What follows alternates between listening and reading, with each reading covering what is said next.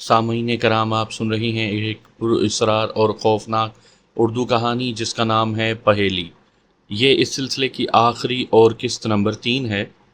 مجھے امید ہے آپ کو میری یہ کاوش پسند آ رہی ہوگی۔ آپ نے اگر ابھی تک میرا چینل مائی وائس سبسکرائب نہیں کیا تو ابھی میرے چینل کو سبسکرائب کر کے بیل نوٹیفیکیشن آن کر لیجئے تاکہ آنے والی ہر نئی کہانی کی اطلاع بر وقت آپ تک پہنچ سکے۔ وہ لرزتے قدموں سے دروازہ دھکیل کر اندر داخل ہوئی۔ جیسے ہی کمرے کی مدھم روشنی میں منظر واضح ہوا، زالینہ کی آنکھیں خوف سے پھٹی کی پھٹی رہ گئیں۔ زمین پر ایک مسخ شدہ کتا پڑا تھا، اس کی انتڑیاں باہر کو نکلی ہوئی تھیں اور خون جگہ جگہ بکھرا ہوا تھا۔ اسرافیل کے ہونٹوں اور ہاتھوں پر خون کے دھبے تھے۔ اس کی معصوم آنکھیں غیر فطری انداز میں چمک رہی تھیں اور اس کے ہونٹوں پر ایک پراسرار مسکراہٹ تھی۔ یہ کیا ہے؟ زالینہ کی آواز لرزا گئی۔ اسرافیل نے آہستہ سے سر اٹھایا اور اس کی آنکھوں میں ایک ایسی وحشت تھی جو زالینہ کی روح تک کو جھنجھوڑ گئی۔ اسرافیل دھیرے دھیرے زالینہ کی طرف بڑھنے لگا۔ زالینہ کی ٹانگیں خوف سے زمین میں گڑ گئیں۔ اس کے قدم پیچھے ہٹنا چاہتے تھے لیکن وہ جیسے اپنی جگہ منجمد ہو گئی تھی۔ امی، یہ تو بس کھیل تھا۔ اسرافیل کی آواز اس کے کانوں میں ایک گونج بن کر رہ گئی۔ اچانک زالینہ کو محسوس ہوا کہ کوئی اسے جھنجھوڑ رہا ہے۔ اس نے ہڑبڑا کر آنکھیں کھولیں تو یونس اور اسرافیل دونوں اسے پکار رہے تھے۔ امی، ناشتہ، اسرافیل نے معصومیت سے کہا۔ زالینہ کا دل ابھی تک دھڑک رہا تھا۔ وہ خواب کی وحشت سے آزاد ہونے کی کوشش میں سر پکڑ کر بیٹھ گئی۔ اس کے سامنے اسرافیل کی معصوم مسکراہٹ تھی لیکن اس کی آنکھوں میں خواب کا وہ منظر ابھی تک چمک رہا تھا۔ تم جاؤ، میں آتی ہوں، زالینہ نے تھکے ہوئے لہجے میں کہا۔ یونس اور اسرافیل مسکراتے ہوئے باہر نکل گئے لیکن زالینہ اپنی جگہ سن سی بیٹھی رہی۔ خواب کی وہ بھیانک تصویر اس کی نظروں کے سامنے بار بار گھوم رہی تھی۔ یونس کی طبیعت دن بدن بگڑ رہی تھی۔ اس کی بیماری ایک معمہ بن چکی تھی جسے کوئی بھی ڈاکٹر حل کرنے سے قاصر تھا۔ آج وہ اسرافیل کے بے حد اصرار پر مرکز آیا تھا۔ اسرافیل کی خواہش اس کے لیے ایک حکم کا درجہ رکھتی تھی۔ کیوں نہ رکھتی؟ برسوں کی دعاؤں کے بعد یہ نور اس کی زندگی میں آیا تھا، ایک ایسا نور جس کی روشنی میں وہ اپنی ہر تکلیف بھلا بیٹھا تھا۔ مرکز کی روشنیوں میں نہائے ہوئے اس بازار میں وہ دونوں باپ بیٹا ایک کھلونوں کی دکان سے باہر نکلے۔ اسرافیل کے ہاتھوں میں شاپنگ بیگز بھرے ہوئے تھے۔ ہر بیگ میں ایک نئی خواہش کی تکمیل کی خوشبو بسی ہوئی تھی۔ یونس کی آنکھوں میں فخر کا جذبہ جھلک رہا تھا، جیسے وہ دنیا کی سب سے بڑی جنگ جیت چکا ہو۔ زالینہ قریب کھڑی یہ منظر دیکھ رہی تھی۔ اس کے چہرے پر ایک عجیب سی طنزیہ مسکان تھی۔ وہ دھیرے دھیرے یونس کے قریب آئی۔ اس کی آواز میں ایک غیر محسوس تلخی تھی۔ یونس، ان سب چیزوں کی کیا ضرورت تھی؟ پہلے ہی اسرافیل کے پاس کھلونوں کا ڈھیر لگا ہوا ہے۔ یونس نے اس کی بات پر مسکراتے ہوئے کہا، میرا بیٹا ہے یہ، اگر میں اس کی خوشیوں کے لیے کچھ نہیں کروں گا تو کس کے لیے کروں گا؟ زالینہ نے یونس کا ہاتھ تھام لیا۔ اسرافیل نے دوسری طرف سے اس کا ہاتھ پکڑا ہوا تھا اور یونس نے شاپنگ بیگز کو سنبھالتے ہوئے چلنا شروع کر دیا۔ زالینہ کی آواز میں اب ایک خاص سنجیدگی تھی۔ یونس، خوشی کے اس جذبے کو میں سمجھتی ہوں۔ برسوں کے انتظار کے بعد یہ نعمت ملی ہے، مگر کیا ہم نے کبھی یہ سوچا ہے کہ ہم اسے کس راہ پر ڈال رہے ہیں؟ ہم اپنی محبت میں کہیں اسے ناقابل تسخیر اور خود غرض تو نہیں بنا رہے؟ اگر ہم ہر خواہش پوری کریں گے تو یہ سیکھے گا کیا؟ کل کو جب دنیا اس کی ہر بات نہ مانے، جب اسے کوئی انکار کرے تو کیا وہ خود کو سنبھال سکے گا؟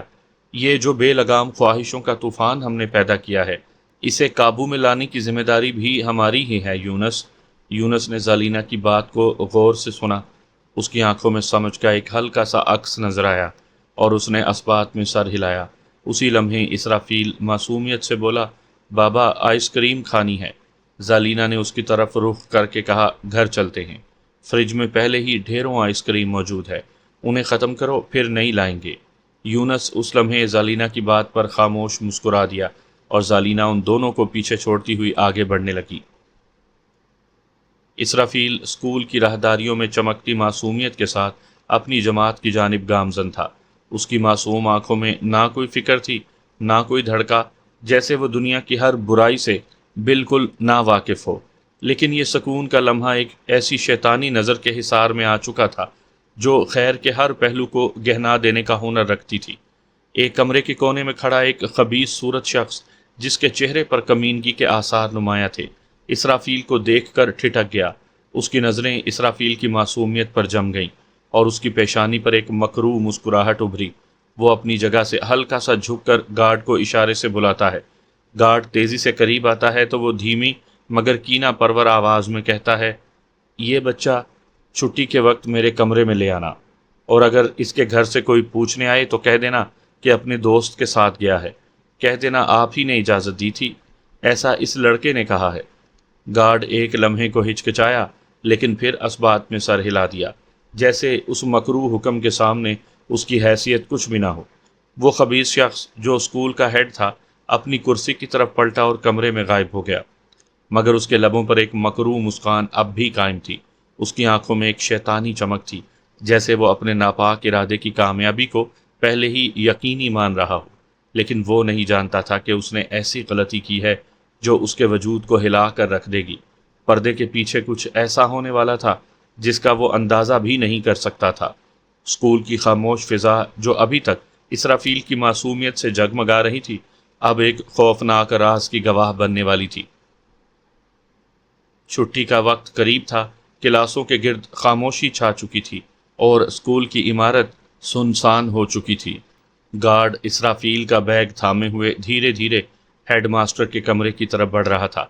اس کے چہرے پر ایک کمینی مسکان تھی جو اس کے شیطانی ارادوں کی عکاسی کر رہی تھی۔ کمرے میں داخل ہوتے ہی اس نے دروازہ بند کر دیا اور ایک لمحے کے لیے اپنی زبان لبوں پر پھیر کر مکروہ انداز میں مسکرایا۔ ہیڈ ماسٹر اپنی کرسی پر نیم دراز سگریٹ کے دھوئیں میں چھپے ہوئے جیسے کسی شکار کے انتظار میں تھا۔ دھوئیں کے بادل چھٹے تو اس کی آنکھیں اسرافیل کی معصوم صورت پر جمی رہ گئیں۔ ایک لمحے کو وہ اس کی معصومیت کا اسیر ہوا، لیکن پھر اس کے چہرے پر ایک خباثت بھری مسکراہٹ نمودار ہوئی۔ آؤ، قریب آؤ بچے، ہیڈ ماسٹر نے ہاتھ سے اشارہ کیا۔ اسرافیل جو بے حد معصوم دکھائی دے رہا تھا خاموشی سے اس کی جانب بڑھا۔ گارڈ نے دروازہ لاک کیا اور باہر کھڑا ہو گیا۔ ہیڈ ماسٹر نے اسے اپنی گود میں بٹھا لیا اور اسرافیل کے وجود کو اپنی شیطانی ارادے سے سونگھتے ہوئے کہا، ڈرو مت، میں تمہیں ایک کھیل کھلاؤں گا۔ اسرافیل نے معصومیت سے پوچھا، کیسا کھیل؟ ہیڈ ماسٹر کا ہاتھ آہستہ آہستہ اسرافیل کی شرٹ کی طرف بڑھنے لگا۔ اس کی انگلیاں کپڑوں کے بٹنوں پر رک گئیں اور اس نے ایک بٹن کھولنا شروع کیا۔ کمرے میں خاموشی کے سوا کچھ نہ تھا، مگر اس خاموشی میں ایک پراسرار بے چینی پنہاں تھی۔ اچانک اسرافیل کے چہرے پر ایک زہریلی مسکراہٹ نمودار ہوئی۔ وہ معصومیت جو اس کے چہرے کی پہچان تھی یکدم غائب ہو گئی۔ اس کی آنکھیں نارنجی شعلوں کی مانند چمک اٹھیں، جیسے کسی دوسری دنیا کی مخلوق کا عکس اس کے اندر جاگ اٹھا ہو۔ کھیل؟ اسرافیل کی آواز گونجی، مگر یہ آواز کسی بچے کی نہیں تھی، بلکہ ایک ایسی مخلوق کی جو زمین و آسمان کے اسرار سے واقف ہو۔ ہیڈ ماسٹر کے ہاتھ تھم گئے، اس کے چہرے پر خوف کے آثار نمودار ہونے لگے۔ وہ کچھ بولنا چاہتا تھا مگر زبان جیسے گنگ ہو چکی تھی۔ اسرافیل کا چہرہ مسخ ہونے لگا، اس کی جلد سے شعلے نکلنے لگے اور کمرے کا درجہ حرارت یکدم بڑھ گیا۔ ہیڈ ماسٹر کی آنکھیں خوف سے پھٹنے کو تھی۔ تم کیا ہو؟ وہ لرزتے ہوئے بولا۔ اسرافیل نے مکروہ انداز میں ہنستے ہوئے کہا، میں وہ ہوں جو تمہارے جیسے گندے لوگوں کو نشان عبرت بناتا ہے۔ اچانک کمرے میں ایک زوردار دھماکہ ہوا اور آگ کے شعلے ہر طرف پھیل گئے۔ ہیڈ ماسٹر کی چیخیں کمرے کی دیواروں سے ٹکرا کر گونجنے لگیں، مگر اسرافیل کے وجود کے گرد ایک پراسرار روشنی کا حالہ تھا جو اسے شعلوں سے محفوظ رکھ رہا تھا۔ ہیڈ ماسٹر کے مکروہ چہرے پر آگ کے شعلے لپکنے لگے اور اس کی چیخوں نے پورے اسکول کی خاموشی کو چیر دیا۔ وہ شخص جو ابھی کچھ لمحے پہلے خود کو سب سے زیادہ طاقتور سمجھ رہا تھا، اب ایک بے بس شکار کی مانند تڑپ رہا تھا۔ دروازے کے باہر کھڑا گارڈ اندر سے آنے والی چیخوں کو سن کر کانپ اٹھا۔ اس نے دروازہ کھولنے کی کوشش کی، مگر وہ دروازہ اندر سے بند تھا، جیسے کسی غیر مرئی طاقت نے اسے جکڑ رکھا ہو۔ یونس جب گھر پہنچا تو اس کے چہرے پر گہری پریشانی کے آثار نمایاں تھے۔ اس کے قدم تھکے ہوئے اور ذہن بھٹکا ہوا معلوم ہو رہا تھا۔ وہ دروازہ بند کرتے ہی گہری سانس بھر کر زالینہ اور اسرافیل کی جانب دیکھنے لگا جو لاؤنج میں بیٹھے تھے۔ یونس کے چہرے پر عجیب سا سکون اور اضطراب کا امتزاج تھا۔ وہ دھیرے دھیرے چلتا ہوا اسرافیل کے قریب آیا۔ اس کے الفاظ میں تھکن اور فکر کی آمیزش تھی۔ اسرافیل، تم کہاں تھے؟ میں اسکول گیا تھا، وہاں گیٹ پر کوئی نہیں تھا، اسکول بالکل خالی تھا، تمہیں نہ پا کر دل جیسے دھڑکنا بھول گیا تھا۔ یونس کی آواز میں ایسا درد تھا کہ زالینہ نے پلٹ کر اسے دیکھا۔ اس کے چہرے پر نرمی کے ساتھ تھوڑی سختی بھی جھلک رہی تھی۔ وہ اپنی جگہ سے اٹھی اور بولی، یونس پریشان مت ہو، یہ اپنے دوست کے ساتھ تھا، گاڑی پر آ گیا تھا۔ یونس نے حیرانی سے زالینہ کی بات سنی، مگر پھر بھی دل مطمئن نہ ہوا۔ اس نے اسرافیل کی جانب دیکھا جو پرسکون انداز میں بیٹھا تھا، مگر اس کی معصومیت بھری آنکھوں میں ایک پراسرار چمک نمایاں تھی۔ زالینہ نے اپنی بات جاری رکھتے ہوئے کہا، میں اسے اسی لیے ڈانٹ رہی تھی کہ اندر فریزر میں سارے آئس کریم کے ڈبے خالی ہیں، اوپر سے یہ کہتا ہے کہ آپ ہی نے کہا تھا کہ پہلے گھر والی ختم کرو پھر باہر سے لے کر دیں گے۔ یونس نے زالینہ کی بات پر ہلکی سی مسکراہٹ دی اور اسرافیل کے کندھے پر ہاتھ رکھا۔ اس کے چہرے پر نرمی تھی، مگر اس کے دل میں ابھی تک ایک عجیب سا خلجان تھا۔ اسرافیل نے یونس کی طرف دیکھا اور اس کی مسکراہٹ کا جواب اپنی پراسرار مسکراہٹ سے دیا، وہ مسکراہٹ جو کسی گہرے راز کو چھپائے بیٹھی تھی، جیسے کسی بھید کا پردہ فاش ہونے کا انتظار کر رہی تھی۔ صبح کی روشنی ابھی مکمل طور پر چھٹی نہ تھی کہ زالینہ نے اسرافیل کا ہاتھ تھامے سے اسے اسکول کے اندر داخل کیا۔ باہر ہجوم کا شور، پولیس کی گاڑیوں کی چمکتی بتیاں اور فضا میں عجیب سی بے چینی نے ماحول کو گمبھیر بنا دیا تھا۔ زالینہ نے گھبراہٹ کے عالم میں راستہ بنایا اور ہیڈ ماسٹر کے کمرے کی طرف بڑھی۔ کمرے میں قدم رکھتے ہی منظر نے اس کی روح کو جھنجھوڑ کر رکھ دیا۔ وہ لمحہ جیسے کسی خواب یا بدترین ڈراؤنے خیال کا عکس تھا۔ کمرے کے وسط میں ہیڈ ماسٹر کی لاش پنکھے سے لٹک رہی تھی، مگر یہ عام موت نہیں تھی۔ بجلی کی تاریں اس کے منہ کے اندر ٹھونس کر اس کی کھوپڑی سے باہر نکال لی گئی تھیں۔ اس کے چہرے کے نقوش اس حد تک مسخ ہو چکے تھے کہ پہچاننا ممکن نہیں تھا۔ سفید ہو چکی آنکھیں حلقوں سے باہر جھانک رہی تھیں اور اس کا چہرہ خوفناک حد تک جھریوں سے بھرا ہوا تھا، جیسے موت کے لمحے نے اسے جلا کر خاک کر دیا ہو۔ اس کے سینے کی کھال چاک کر کے دل، پھیپھڑے اور سانس کی نالیاں باہر کھینچ لی گئی تھیں جو اس کے بدن سے جھول رہی تھی۔ فرش پر بہتا خون جو گہرے سرخ رنگ کا تھا، کمرے کی دیواروں تک پہنچ چکا تھا، جیسے کسی نے اسے چھینٹوں کی صورت میں چھڑک دیا ہو۔ زالینہ نے کانپتے ہوئے نظریں موڑی تو کمرے کے دوسرے کونے میں گارڈ کی لاش پڑی تھی۔ اس کا جسم دیوار کے ساتھ ٹیک لگائے تھا، مگر گردن ٹیبل پر جھکی ہوئی تھی، جیسے کسی نے اسے چیر کر الگ کر دیا ہو۔ اس کی زبان منہ سے باہر لٹک رہی تھی اور آنکھیں خوف سے باہر نکل کر گالوں تک آ گئی تھیں۔ پیٹ کا حصہ کھلا ہوا تھا اور انتڑیاں فرش پر بکھری ہوئی تھیں، جن سے خون دریا کی مانند بہہ رہا تھا۔ کمرے کی خاموشی چیخ چیخ کر موت کی گواہی دے رہی تھی اور اس کی بو اتنی شدید تھی کہ زالینہ کی سانس رکنے لگی۔ زالینہ کی آنکھوں کے سامنے یہ خون آلود منظر کسی بھیانک فلم کی مانند تھا، لیکن اگلے لمحے اسے ایک جھٹکا سا لگا۔ اسے وہ پینٹنگ یاد آ گئی جو اسرافیل نے کچھ دن پہلے بنائی تھی۔ اس پینٹنگ میں بھی ایسا ہی منظر تھا، کسی شخص کی کٹی ہوئی لاش اور فرش پر خون کا دریا۔ زالینہ کے ہاتھ سرد ہونے لگے۔ وہ کانپتی ہوئی اسرافیل کی طرف مڑی۔ اسرافیل جو اب بھی معصوم دکھائی دے رہا تھا، اطمینان سے اس کی طرف دیکھ رہا تھا۔ اس کے ہونٹوں پر ایک ہلکی مگر پراسرار مسکراہٹ تھی جو کسی راز کی چابی کی طرح محسوس ہو رہی تھی۔ یہ سب کیسے؟ زالینہ کے ہونٹ کانپے مگر کوئی آواز نہ نکلی۔ اسرافیل نے اس کی آنکھوں میں جھانکا جیسے وہ سب کچھ پہلے سے جانتا ہو۔ اس کی مسکراہٹ اور بھی گہری ہو گئی اور اس کی آنکھوں میں ایک نارنجی سی چمک نمودار ہوئی جو انسانیت سے کہیں پرے کسی وجود کی عکاسی کر رہی تھی۔ باہر ہجوم کا شور بڑھ رہا تھا، پولیس والے بات کر رہے تھے، مگر ان کی آوازیں زالینہ کے کانوں میں دھیمی پڑ گئیں۔ اس کے گرد سب کچھ دھندلانے لگا، جیسے وقت اور حقیقت اس کے قابو سے باہر ہو چکے ہوں۔ اس کے کانوں میں ایک تیز سیٹی بجی اور اس کی آنکھوں کے سامنے اندھیرا چھا گیا۔ اسرافیل بدستور کھڑا رہا، پراسرار مسکراہٹ کے ساتھ، جیسے اس کا وجود خود اس منظر کا حصہ نہ ہو بلکہ اس کے پس پردہ کچھ اور چھپا ہوا ہو۔ رات کے سائے دن پر چھائے ہوئے تھے۔ سورج گرہن نے آسمان کو یوں تاریک کر دیا تھا جیسے دنیا اپنی سانس روک چکی ہو۔ گھر کے اندر خاموشی کا عالم تھا، ہر چیز جامد اور بے جان لگ رہی تھی، لیکن اس سناٹے کے بیچ زالینہ باہر تھی اور یونس اپنے کمرے میں تنہا بیڈ پر نیم دراز، مسلسل کھانسی میں مبتلا، کھانسی ایسی کہ اس کی روح تک ہل جاتی۔ اچانک اس نے گردن جھکائی اور حلق سے نکلتا خون اس کے ہاتھوں پر گرا۔ خون کے ساتھ جگر کے چھوٹے چھوٹے ٹکڑے بھی فرش پر جا گرے۔ یونس کی آنکھوں میں خوف سما گیا۔ اس نے کانپتے ہاتھ سے اپنے گال پر بہتے مایا کو چھوا تو احساس ہوا کہ وہ آنسو نہیں خون تھا۔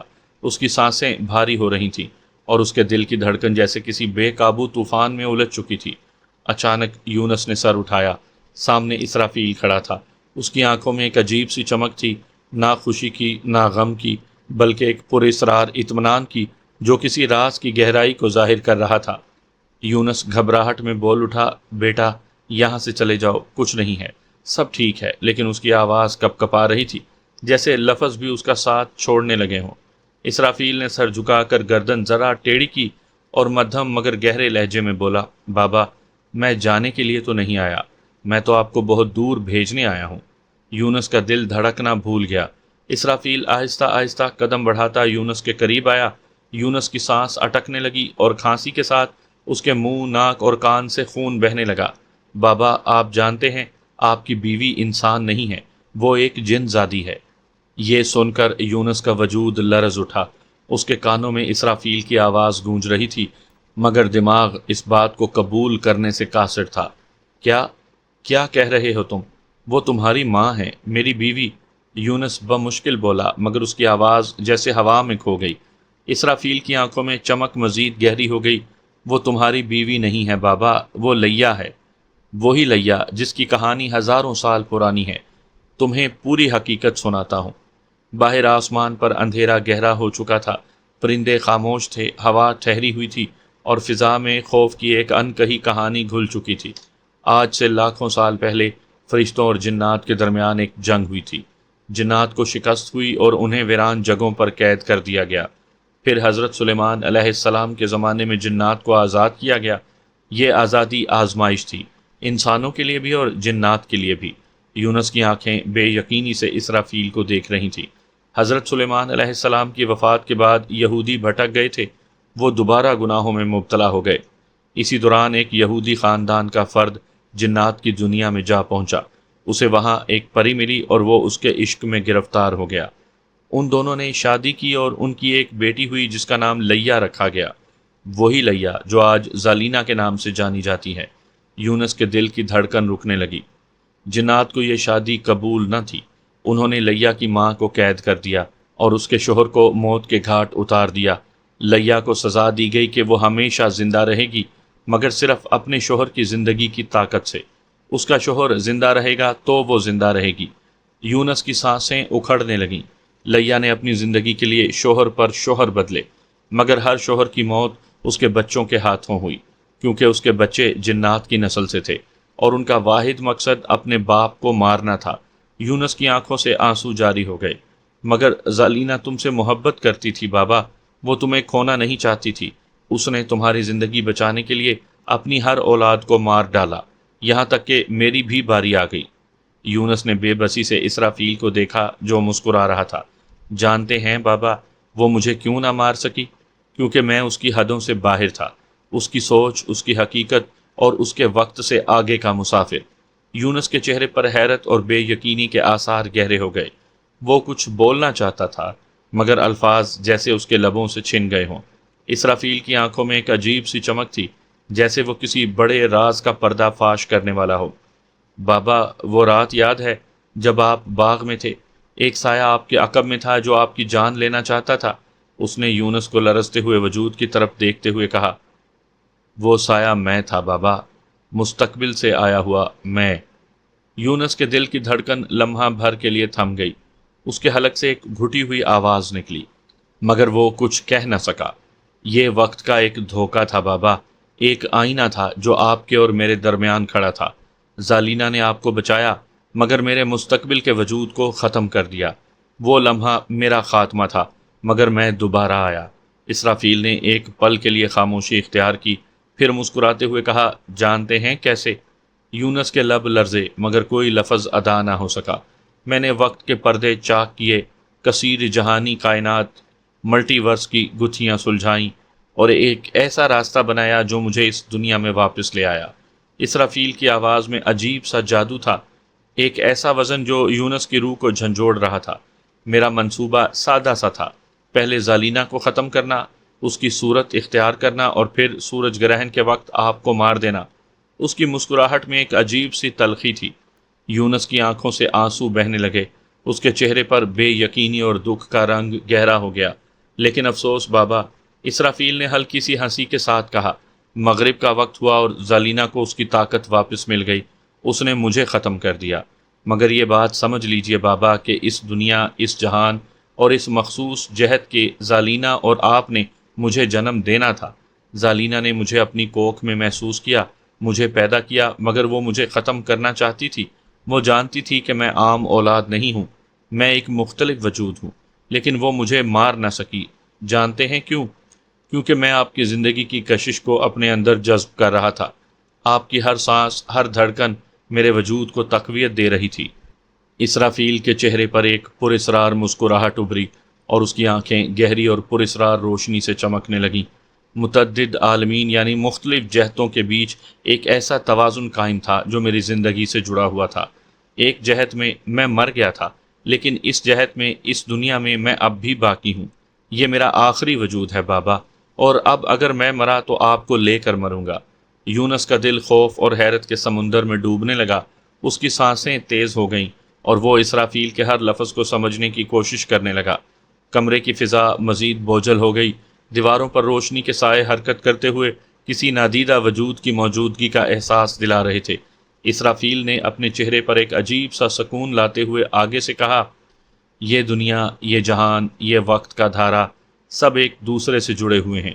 جو کچھ ایک عالم میں ہوتا ہے اس کا اثر دوسرے عالم پر پڑتا ہے، لیکن اب وقت قریب ہے۔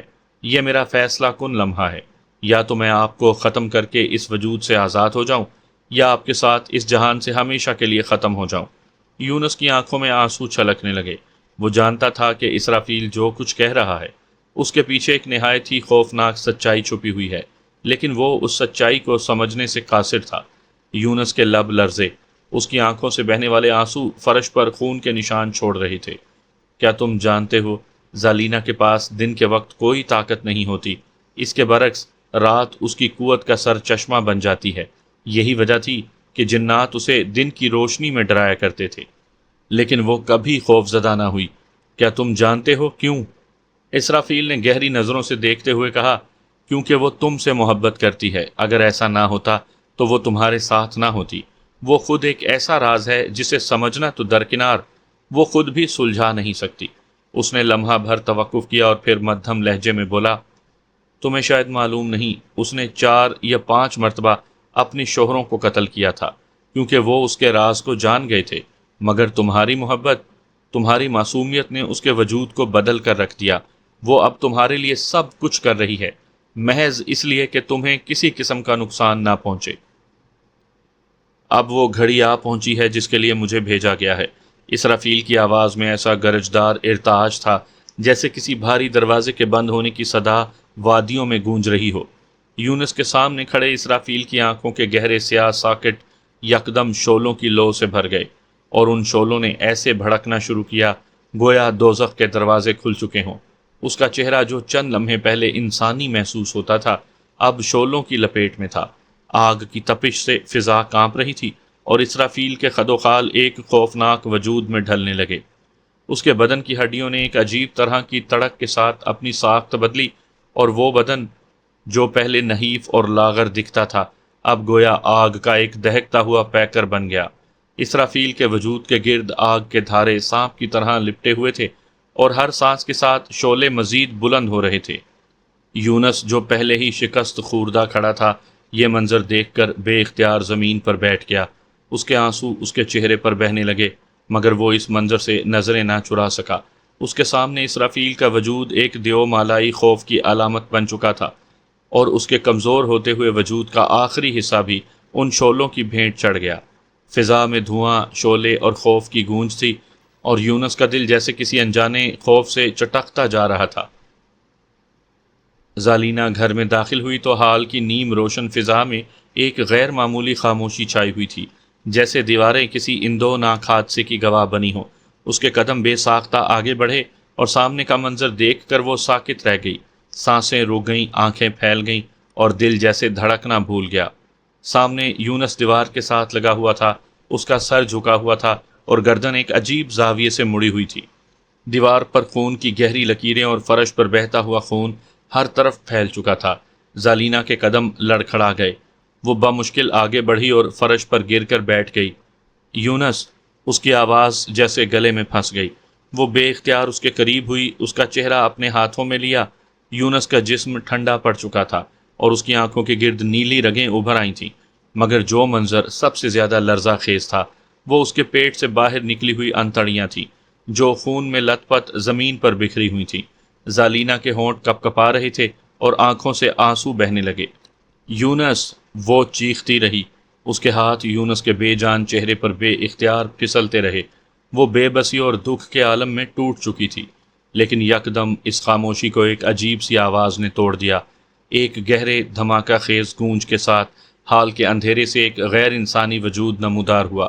زالینہ نے آنکھیں اٹھائیں تو اس کی روح کانپ گئی۔ وہ دیو ہیکل مخلوق کسی کابوس کی مانند تھی۔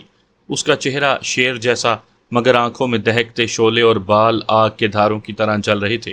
اس کا جسم مگرمچھ کی کھال جیسا سخت اور دراڑوں سے بھرا ہوا تھا، جبکہ اس کی ٹانگیں گھوڑوں کی طرح مضبوط اور مٹی کو چیر دینے والی تھی۔ اس کے بازو چمگادڑ کے پروں کی مانند بڑے اور خوفناک تھے، اور اس کی دم بیل کی مانند آگ میں لپٹی ہوئی تھی۔ فضا میں جلنے کی بدبو اور موت کا سایہ پھیل گیا۔ زالینہ خوف کے مارے کانپتے ہوئے دیوار سے جا لگی۔ اس دیو ہیکل مخلوق نے گرجدار آواز میں کہا، تم نے بہت کوشش کی اسے بچانے کی، لیکن میں اپنا مقصد پورا کر چکا ہوں۔ اب تمہارا وقت بھی ختم ہونے والا ہے زالینہ، تمہارا شوہر مر چکا ہے اور سورج گرہن ختم ہونے کو ہے۔ زالینہ کی آنکھوں میں خوف کی جگہ اب غصے نے لے لی۔ اس کے دانت بھینچ گئے اور اس کے دل سے ایک اذیت ناک چیخ نکلی، دیر ہو گئی، کاش مجھے معلوم ہوتا آج سورج گرہن ہے۔ اس کی آواز ٹوٹ رہی تھی اور وہ خود کو ملامت کرتے ہوئے زمین پر گر کر زور زور سے رونے لگی، لیکن یہ دکھ اور بے بسی صرف لمحاتی تھی۔ زالینہ کے جسم میں جیسے کسی پوشیدہ قوت نے انگڑائی لی۔ وہ آہستہ سے کھڑی ہوئی، اس کے آنسو رک گئے اور اس کی آنکھوں میں ایک عجیب سی چمک نمودار ہوئی۔ اس نے اس دیو ہیکل مخلوق کی طرف دیکھا اور سرد لہجے میں کہا، تو نے گناہ کیا ہے ایک بے قصور کا خون بہا کر۔ میں تجھے پہلے بھی ختم کر سکتی تھی جب تو نے اس اسکول کے ہیڈ کو ختم کیا تھا، لیکن میں نے تجھے چھوڑ دیا کیونکہ تو حق پر تھا۔ لیکن اب زالینہ نے گہری سانس لی اور اس کے وجود میں عجیب سی تبدیلی شروع ہو گئی۔ اس کی آنکھیں نیلے رنگ میں بدل گئیں اور ان میں آسمانی بجلی کی چمک واضح ہونے لگی۔ اس کے بال جو پہلے عام تھے اب بجلی کے چمکتے دھاروں کی طرح ہو گئے۔ اس کا لباس سفید یا قوت سے جڑا ہوا روشنی کا پیکر بن گیا جو آسمانی بجلی کی چمک سے دہک رہا تھا۔ اس کا چہرہ انسانی تھا، مگر اب وہ اتنا غیر معمولی اور خوبصورت لگ رہا تھا کہ دیکھنے والے کی روح کانپ اٹھے۔ اس کی پلکوں کے نیچے سے روشنی پھوٹ رہی تھی اور اس کی جلد بجلی کی تیز دھاروں سے چمک رہی تھی۔ زالینہ کا وجود اب ایک غیر انسانی قوت کا مظہر تھا، ایک پری، ایک جنزادی جو زمین و آسمان کی طاقتوں سے لبریز تھی۔ اس نے اپنی نیلی دہکتی ہوئی آنکھوں سے اس مخلوق کی طرف دیکھا اور ایک گرجدار آواز میں کہا، اب تیرا انجام قریب ہے، تو نے میرے پیار کو ختم کیا، اب میں تجھے نیست و نابود کر دوں گی۔ زالینہ اور اسرافیل ایک دوسرے کے مقابل کھڑے تھے۔ ہوا میں ایک عجیب سی کشیدگی پھیلی ہوئی تھی، جیسے فطرت خود ان دو مافوق الفطرت طاقتوں کے تصادم کے لیے تھم گئی ہو۔ اسرافیل کے گرد شعلے لپک رہے تھے، اس کی آنکھوں سے آگ کے دہکتے ہوئے شرارے نکل رہے تھے اور ہر سانس کے ساتھ اس کے وجود سے حرارت کی لہر اٹھتی تھی۔ زالینہ اپنی نیلی آنکھوں میں چمکتی ہوئی بجلی کے ساتھ ایک طوفان کی مانند لگ رہی تھی۔ اس کے بال جو بجلی کے دھاگوں کی طرح حرکت کر رہے تھے اور اس کے جسم سے پھوٹتی روشنی اس کی طاقت کی گواہی دے رہی تھی۔ اسرافیل ایک گرجدار آواز کے ساتھ آگے بڑھا اور اس کے ہاتھ سے آگ کے شعلے لپک کر زالینہ کی طرف بڑھے۔ شعلوں نے فضا کو جلانا شروع کر دیا اور فرش تک کو اپنی لپیٹ میں لے لیا۔ زالینہ نے تیزی سے اپنے ہاتھ بلند کیے اور اس کی ہتھیلیوں سے نیلی بجلی کے دھارے نکلے جو اسرافیل کے شعلوں سے ٹکرا گئے۔ ایک زوردار دھماکے کی آواز نے پوری فضا کو لرزا دیا۔ اسرافیل کی آگ زالینہ کی بجلی سے ٹکرا کر بے قابو ہو رہی تھی اور دونوں کے تصادم سے فضا میں روشنی اور دھواں بھر گیا تھا۔ زالینہ نے ایک لمحے کی مہلت بھی ضائع نہ کی۔ اس نے اپنی بجلی کو مرکوز کرتے ہوئے ایک زوردار دھارا اسرافیل کی سمت پھینکی، جس نے اسرافیل کے بازو کو جھلسا دیا، مگر اسرافیل نے درد کو نظر انداز کرتے ہوئے اپنی آگ کو اور زیادہ بھڑکایا۔ تو مجھے شکست نہیں دے سکتی زالینہ، اسرافیل نے گرجتے ہوئے کہا۔ اور اس کی آگ نے زالینہ کو چاروں طرف سے گھیر لیا، مگر زالینہ کی آنکھوں میں غصے اور درد کا امتزاج تھا۔ اس نے اپنے اندر کی تمام قوت کو یکجا کیا اور ایک چمکتی ہوئی آسمانی بجلی اس کے ہاتھ میں نمودار ہوئی۔ وہ بجلی ایک خنجر کی شکل میں ڈھل گئی تھی، جس کی دھار ایسی تھی جیسے وقت کو بھی کاٹ دے۔ زالینہ نے بجلی کے اس خنجر کو مضبوطی سے تھاما اور تیزی سے آگے بڑھ کر اسرافیل کے دل میں اتار دیا۔ خنجر کے داخل ہوتے ہی اسرافیل کی چیخ فضا کو چیر گئی، اس کے وجود سے شعلے بکھرنے لگے اور اس کی آنکھوں سے آگ کی جگہ اب درد کے آثار تھے۔ اسرافیل نے زمین پر گرتے ہوئے ہلکی سی مسکراہٹ کے ساتھ کہا، میں جس کام کے لیے آیا تھا وہ میں نے انجام تک پہنچا دیا، میں ہار کر بھی جیت گیا ہوں زالینہ۔ اب اگر مٹ جاؤں تو کوئی افسوس نہیں، کیونکہ جو زخم میں نے تمہارے دل پر لگایا ہے وہ کبھی نہیں بھرے گا۔ زالینہ کی آنکھوں میں آنسو تیرنے لگے۔ اس نے سختی سے کہا، تو نے جہتوں کو پار کر کے اس دنیا میں قدم رکھا، مگر یونس کو مار نہ پایا۔ جانتا ہے کیوں؟ کیونکہ تو اسی کائنات کا ایک حصہ ہے جس کی میں بھی ہوں۔ تو میرے وجود سے نکلی ہوئی ایک گتھی ہے، میرے بطن سے جنم لینے والا وہ راز جسے کبھی سلجھایا نہ جا سکا۔ تو اس دنیا میں آیا مگر محبت کا وارث نہ بن سکا۔ یاد رکھ، زالینہ نے تجھ سے کبھی محبت نہیں کی، تو نے میرے پیار کو مجھ سے چھین لیا، اس آدمی کو ختم کر دیا جو میری دنیا کا واحد مرکز تھا۔ شاید یہ میرا انجام تھا، میری سزا جو میں نے بے گناہ لوگوں کے خون سے اپنے ہاتھ رنگے۔ تو نے آج میرا سب کچھ تباہ کر دیا، مگر جان لے، زالینہ کا دل تجھ پر کبھی نرم نہ ہوا تھا اور نہ کبھی ہو سکتا ہے۔ اس کی آواز ٹوٹ گئی اور وہ سسکنے لگی۔ اللہ نے مجھ سے میرے سب سے محبوب چیز چھین کر مجھے میرے گناہوں کی سزا دے دی ہے۔ اسرافیل کا جسم آہستہ آہستہ خاک میں تبدیل ہونے لگا، شعلے بجھ چکے تھے اور اس کا وجود تحلیل ہو رہا تھا۔ زالینہ بے بسی کے عالم میں دیکھتی رہی اور اس کی آنکھوں سے آنسو بہتے رہے۔ اسی لمحے سورج گرہن ختم ہونے لگا، روشنی نے اندھیرے کو پیچھے دھکیل دیا اور زالینہ کی جنزادی کی صورت بھی آہستہ آہستہ ماند پڑنے لگی۔ وہ فرش پر گر گئی۔ اس کے ہاتھ میں اب بھی بجلی کا خنجر تھا جو دھیرے دھیرے روشنی میں تحلیل ہو رہا تھا۔ اسرافیل ختم ہو چکا تھا اور زالینہ تنہا رہ گئی تھی، اپنے غم اور گناہوں کے بوجھ تلے دب کر، ایک ایسی خاموشی میں جو کسی بھی چیخ سے زیادہ اذیت ناک تھی۔ زالینہ یونس کے بے جان وجود کو اپنی گود میں لیے بیٹھی تھی۔ اس کی آنکھیں درد اور ندامت کے آنسوؤں سے لبریز تھیں اور دل ٹوٹے خوابوں کی چیخوں سے بھرا ہوا تھا۔ وہ یونس کے بے حس چہرے کو دیکھتے ہوئے دھیمی اور لرزتی آواز میں بولی، یونس، میں نے کبھی تمہیں اپنے مقصد کے لیے استعمال نہیں کیا۔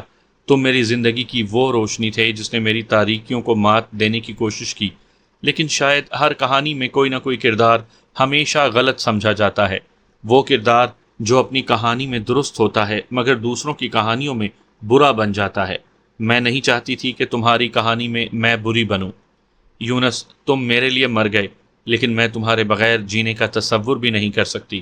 تم وہ خواب تھے جسے میں نے اپنی حقیقت بنانے کی تمنا کی، اور وہ حقیقت جس نے میرے خوابوں کو ہمیشہ کے لیے چھین لیا۔ کاش ہم ایسی دنیا کے مسافر ہوتے جہاں ہمارے راستے اتنے کٹھن نہ ہوتے، جہاں محبت کو یہ زخم سہنے نہ پڑتے۔ شاید اس دنیا میں نہ سہی، کسی اور جہان، کسی اور کائنات میں ہم مل جائیں، وہاں جہاں ہم ایک عام زندگی میں جی سکیں، بغیر کسی خوف، بغیر کسی سزا کے۔ یونس، میں نے تمہیں بچانے کی ہر ممکن کوشش کی، لیکن میری نادانی اور میرے گناہوں کی سزا تمہیں بھگتنا پڑی۔ وہ اولاد جس کی تم نے ہمیشہ خواہش کی، جس کے خواب تم نے میرے ساتھ دیکھے، آج تمہارے خون میں ہاتھ رنگ کر تمہیں مجھ سے چھین کر لے گئی۔ تم مر گئے یونس، اور تمہارے ساتھ میری روح بھی مر چکی ہے۔ اگر تم اس دنیا میں نہیں رہے تو میں بھی کیسے رہ سکتی ہوں؟ زالینہ نے یونس کے چہرے پر لرزتے ہوئے ہاتھ پھیرا اور اسے آخری بار محبت سے دیکھا، پھر وہ دھیرے سے اٹھی، ہال کی کھڑکیوں کی طرف قدم بڑھائے اور پردے ہٹا دیے۔ سورج کی روشنی پوری شدت کے ساتھ اندر آئی اور زالینہ کے وجود کو جھلسانے لگی۔ سورج کی تپش اس کے وجود میں جذب ہو رہی تھی، جیسے وہ اپنے تمام گناہوں کا کفارہ دینے کے لیے خود کو ختم کر رہی ہو۔ اس کا جسم دھیرے دھیرے راکھ میں بدل رہا تھا اور وہ بس یونس کے بے جان وجود کو دیکھ رہی تھی، آنکھوں میں آنسو اور دل میں گہرے درد کے ساتھ۔ آخری لمحے میں زالینہ کے وجود نے شعلے کی صورت اختیار کر لی اور وہ راکھ یونس کے جسم سے جا ملی۔ یونس کا جسم ایک لمحے کے لیے چمکا، جیسے کوئی روشنی اس کے اندر سے ابھری ہوئی ہو، اور پھر وہ تحلیل ہو کر غائب ہو گیا۔ ہوا میں زالینہ کی آخری سرگوشی سنائی دی، یونس، میں نے تمہیں کھو دیا، لیکن شاید کہیں کسی اور جہت میں ہم پھر ملیں گے، محبت کے اس قرض کو ادا کرنے کے لیے۔ اس داستان کے دو ممکنہ اختتام ہیں، ایک وہ جو آپ کی نظر سے گزر چکا، اور دوسرا وہ جو آپ کے تخیل کے سامنے دستک دینے والا ہے۔ سامعین اپنے ذوق اور شعور کے مطابق اس کہانی کے انجام کا انتخاب کر سکتے ہیں کہ ہر انجام اپنی گہرائی میں ایک نیا پہلو لیے ہوئے ہے۔ زالینہ نے بے چینی سے کھڑکی کے پردے کو تھوڑا سا سرکایا اور باہر جھانکا۔ سورج کی کرنیں شام کے قریب ہونے کے باوجود آسمان پر ہلکی سی چمک بکھیر رہی تھی، جیسے اسے خبردار کر رہی ہوں۔ وہ جانتی تھی کہ اگر اس نے گھر سے باہر قدم رکھا تو سورج کی روشنی اس کی موت کا پروانہ بن جائے گی۔ وہ گہری سانس لے کر پیچھے ہٹی اور یونس کے بے جان جسم کی طرف دیکھا جو فرش پر بے حس و حرکت پڑا تھا۔ اس کی نیلی آنکھوں میں ہلکی سی نمی اور بے چینی کے آثار تھے، لیکن جلد ہی اس کے ہونٹوں پر ایک سرد مکارانہ مسکراہٹ ابھر آئی۔ میں مرنا نہیں چاہتی یونس، تم میرے لیے مر گئے مگر میں تمہارے نام پر تمہارے لیے زندہ رہوں گی، اس نے دھیمی مگر کاٹ دار آواز میں کہا۔ لیکن تمہیں تو مرنا ہی تھا۔ تمہاری کہانی میں شاید میں ولن ہوں، لیکن اپنی کہانی میں میں ہیروئن ہوں، اپنی بقا کے لیے لڑتی ہوئی ایک فاتح۔ زالینہ نے یونس کے قریب جھکتے ہوئے اس کے بے جان چہرے کو دیکھا۔ اس کی آنکھوں میں ایک عجیب سا سکون تھا، جیسے وہ اپنی شکست کو تسلیم کر چکا ہو۔ زالینہ نے سرگوشی کی، محبت ایک ایسی کہانی ہے جس میں سب اچھا ہونے کا دعویٰ کرتے ہیں، لیکن حقیقت میں صرف وہ جیتتا ہے جو اپنی بقا کے لیے دوسروں کو قربان کرے۔ تم میری آزمائش تھے یونس، اور آزمائشوں سے میں ہمیشہ جیت کر نکلتی ہوں۔ ایک تلخ مگر سرد لہجے میں ہلکی سی ہنسی کے ساتھ وہ گویا ہوئی۔ ہاں، شاید تمہارے حساب سے میں بری ہوں، لیکن تم حد سے زیادہ اچھے تھے یونس، اور اس دنیا میں حد سے زیادہ اچھا ہونا سب سے بڑی بے وقوفی ہے۔ یہ دنیا ان معصوم لوگوں کے لیے نہیں ہے جو اصولوں پر چلتے ہیں، یہ ان کے لیے ہے جو اصول توڑتے ہیں۔ اچھائی، ہاں، یہ کمزوروں کا ہتھیار ہے، اور ہمیشہ کمزوروں کا انجام وہی ہوتا ہے جو تمہارا ہوا۔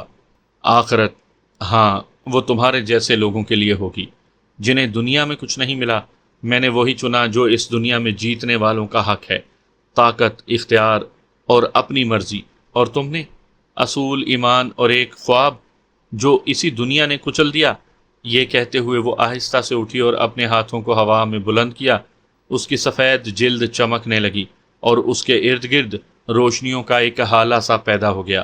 اس عمل کے ساتھ یونس کا جسم بھی دھیرے دھیرے چمکتا ہوا غائب ہونے لگا۔ چند لمحوں کے بعد کمرے میں صرف زالینہ تھی، جو اپنی شفافیت پر مطمئن اور ایک نئے شکار کی تلاش میں تیار تھی۔ میرے پاس وقت کم ہے، اس نے خود سے کہا۔ کل سے پہلے مجھے ایک نئی زندگی کا ذریعہ تلاش کرنا ہوگا، ورنہ میرا اختتام بھی قریب ہوگا۔ جیسے ہی سورج غروب ہوا اور چاند کی روشنی زمین پر پھیلنے لگی، زالینہ نے گھر سے باہر قدم رکھا۔ اس کا چہرہ اب تبدیل ہو چکا تھا، اور اب وہ زالینہ نہیں رہی تھی جس نے یونس کو قربان کیا تھا۔ وہ سندیسا بن چکی تھی، ایک نئی شکل، ایک نئی شناخت کے ساتھ، جو اس کے نئے شکار کو دھوکہ دینے کے لیے تیار تھی۔ چاندنی رات میں ایک سڑک کے کنارے وہ ایک مرد کے سامنے آ کھڑی ہوئی۔ اس کی نظریں اس پر جم گئیں، اس کی مسکراہٹ میں بے پناہ کشش اور مکارانہ معصومیت تھی۔ تو تم ہو میرے اگلے کہانی کا کردار، اس نے دل ہی دل میں کہا اور نرمی سے اس کے قریب ہوئی۔ وہ مرد جو اس کی حسن سے مروب ہو چکا تھا کچھ کہہ نہ سکا۔ زالینہ نے اپنے نئے شکار کو قابو میں لینے کے لیے اس کے ہاتھ کو تھاما اور مسکراہٹ کے ساتھ کہا، چلو ایک نئی شروعات کرتے ہیں۔ گاڑی کے دروازے بند ہوتے ہی سندیسا کی آواز فضا میں گونج اٹھی۔ چاند نے جو دیکھا وہ کبھی کسی کو بتا نہیں سکے گا، کیونکہ کہانیاں صرف وہی زندہ رکھتا ہے جو انہیں لکھتا ہے۔ اور یوں چاند جو اس پورے منظر کا خاموش گواہ تھا، آسمان پر ٹمٹماتا رہا۔ میں وہ لغز یعنی پہیلی ہوں جو وقت کے بے رحم دھاگوں میں لپٹی ہے۔ میری خاموشی دل کی دہلیز پر کوہرام لکھتی ہے۔ میرے زلفوں کے خم صدیوں کے بھید کا دروازہ ہیں۔ میری ہنسی محبت کے گلزار میں فریب کے کانٹے اگاتی ہے۔ میں وہ سراب ہوں جو حقیقت کے قدموں تلے بکھر جائے۔ میری سانسوں کی سرگوشیاں روحوں کو بے چین اور بے امان کر دے۔ میں وہ پہیلی ہوں جو سلجھتے سلجھتے الجھنوں کی گہرائی میں جا گرے۔ میرا راز کھولنے کی آرزو زندگی کو موت کی دہلیز پر لا کھڑا کرے۔ میری چال اور میرے بھید جو کوئی سمجھنے کی جسارت کرے۔ وہ اپنے نفس کو فنا کی لو میں خاکستر کرے۔